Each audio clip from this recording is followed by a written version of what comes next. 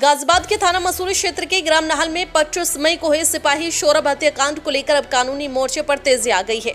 इस हत्याकांड के बाद जहां गांव में भय और दहशत का माहौल था, पूरा गांव खाली हो गया था, वहीं अब राष्ट्रीय लोकदल के वरिष्ठ नेता और वरिष्ठ अधिवक्ता कुंवर अय्यूब अली ने इस मामले में न्याय की लड़ाई का बिगुल फूंक दिया है। कुंवर अय्यूब अली ने अदालत में एक याचिका दाखिल कर दोषियों पर सख्त कार्रवाई और निर्दोषों को न्याय दिलाने की मांग की है। इस कानूनी पहल के बाद गाजियाबाद के मुख्य न्यायिक मजिस्ट्रेट सीजेएम की अदालत ने 19 जून की तारीख को पुलिस से जवाब तलब किया हुआ है। इस बीच कुंवर अय्यूब अली ने कुछ अहम मांगे भी अदालत के सामने रखी हैं, जैसे कि बैंक और स्कूलों के सीसीटीवी फुटेज को कोर्ट में प्रस्तुत किया जाए, पुलिस कर्मियों की लोकेशन और कॉल डिटेल को भी कोर्ट में दाखिल किया जाए, दोषियों की कॉल डिटेल और लोकेशन भी सामने लाई जाए, घटना स्थल पर पुलिस की एंट्री का समय और घटना स्थल से पहले पास के थानों को दी गई सूचना का रिकॉर्ड पेश किया जाए। बता दें कि शोरब की हत्या के बाद नाहल गांव में डर का माहौल था, ग्रामीणों ने गांव तक खाली कर दिया था, लेकिन अब कुंवर अय्यूब अली के संवैधानिक और प्रशासनिक पहल से पीड़ित परिवार और ग्रामीणों में न्याय की उम्मीद जगी है। हम कानून के दायरे में रहकर सच को सामने लाना चाहते हैं, निर्दोषों को जेल न जाना पड़े और असली गुनहगार सलाखों के पीछे जाए। कुंवर अय्यूब अली ने ये बात जानकारी देते हुए कही।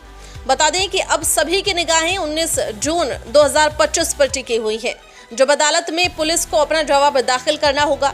ये देखना बहुत महत्वपूर्ण होगा कि पुलिस इस मामले में कितनी पारदर्शिता दिखाती है और क्या न्याय की दिशा में कोई ठोस कदम उठाया जाता है या नहीं। सौरभ सिपाही जो नाहल में जिसकी हत्या हो गई थी, उसके प्रकरण में आज हमने माननीय सीजेएम साहब की अदालत में कार्रवाई शुरू की है। डिटेल हमारे भाई इस्तकबाल बताएंगे। मैं तो सिर्फ इतना कहना चाहता हूं कि ये समय अब कानूनी लड़ाई का है, राजनीतिक लड़ाई का समय नहीं है। कानूनी लड़ाई को मजबूती से लड़ने के लिए जो मुद्दे आज सीजेएम साहब की अदालत में उठे हैं, वो भाई इस्तकबाल शॉर्ट में बताने का काम करेंगे। देखिए, ये जो प्रकरण चल रहा है नाहल का, इसमें हम कानूनी लड़ाई से ही अपनी बात को रख सकते हैं।